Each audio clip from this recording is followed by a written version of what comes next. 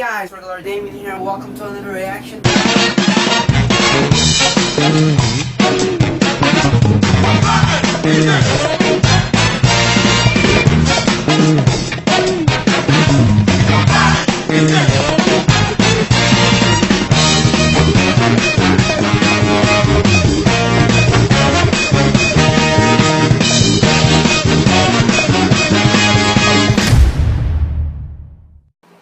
Hey guys, regular Damien here, and welcome to another movie review.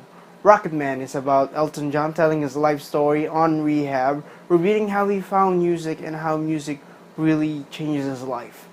But like in every biopic, we also get to see his struggle, reaching his goal, and getting involved with drugs, and getting to the point of being a sex addict. The movie has a lot of musical numbers, mostly because it is a musical, but because of it, they were able to use the musical parts to pass the settings of times, and I love all of those scenes. Mainly because I've been a fan of musical lately. I did my first musical 3 months ago. I played the part of Java from Les Miserables, and to be honest, I'm not a good singer. I'm a bad singer, to be honest. And the only reason why I joined that musical because it seems fun. And also I did it for grades. Mostly for grades. So I went like, what the hell? I'll show you a clip, like a really short clip.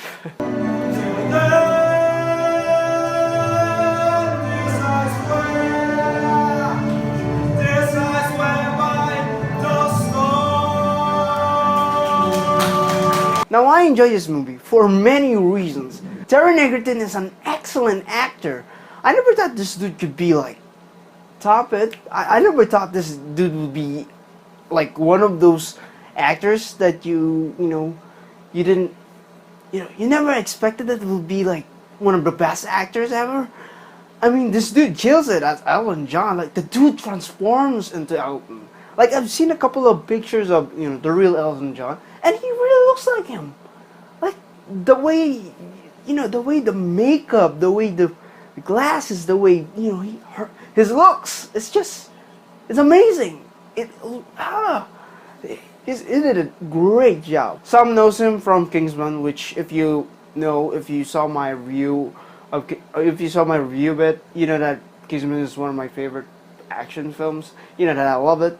And some may also know him from Eddie the Eagle, which I had fun watching it. But after seeing this movie, everyone will know him as Elton John. Taron Egerton, you blow us away, man. Dexter Fletcher, the director, made the right call on making this movie a musical, because in every interview he and the cast had, they always clear out that this is not a biopic. This is a fantasy of telling Elton John's story. And you know that time when in every biopic there's always that scene that made you question, like, did that really happen in real life? It's good to know that they're clearing out that yeah, this is a fantasy. So if you're like thinking like if that thing really happened, there's a possibility that it's not. So I like that. I like that they cleared that out. I like Jamie Bell's character in here, and he had that like his character had that like brother dynamic with Elton, which I really think is one of the hearts of the movie. I really like Bryce Dallas Howard, is her name? Yeah. I really enjoyed every scene she's in, and she really did a good, excellent job on the accent because she nailed it quite a bit. She nailed it. The movie actually had some touching moments in it, like I didn't expect. I mean, it just there's a point in the movie that it's clear that they want the audience to cry. It's clear that they're trying to make the audience cry. And to be honest, I almost cried in one scene. I felt the emotion that Elton John, the real Elton John, maybe I've been through. I mean, shit. I almost cried. I felt it. It was hard. It touched my heart. Really, it really touched my heart. It may have a little teeny cliches in it, but mostly it's, I guess, the whole drugs and alcohol involved. That's usually how biopics works, or that's how usually life works. If you became a celebrity or an actress or like an artist, I think there's a possibility that drugs will get involved in your situation or in your path of life. So yeah, I get it why it's in it. Oh, and another evil manager. It must be hard. Like if you're like taking the path of career of being in the music industry, it must be hard trusting your manager, isn't it? There might be some point that that guy can turn out to be the bad guy in your like life or in your biopic if you take that path. I do find it coincidentally funny the fact that the Jamie, no, not Jamie, the John Reed characters both played by actors from Game of Thrones. I just found it funny. A lot of people keep comparing this to BM Rhapsody, maybe because they're both homosexual, but then I believe I remember Freddie Mercury is actually bisexual in real life, and in the film they kind of made him like a little bit like more of a homosexual. I'm not sure, but please do comment down below and just tell me what's right or tell me what's facts and fiction. But in all honesty, they're really different from each other, honestly, because this movie is more of a musical, while Bohemian Rhapsody takes more of that. It takes the format of all other biopics, while Rocketman took it a little bit different and had a little bit of a vibe or energy, through musicals. So yeah, they're really completely different.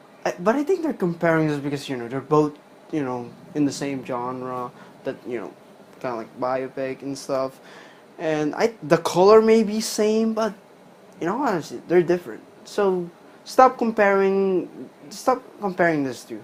Okay, they're completely different. Sure, the only same thing with it is that there's a guy who's one of those assholes in biopics and biopic. And if you're one of those guys who says like they only made Rocketman so they can outmatch like Bohemian Rhapsody, don't even bother.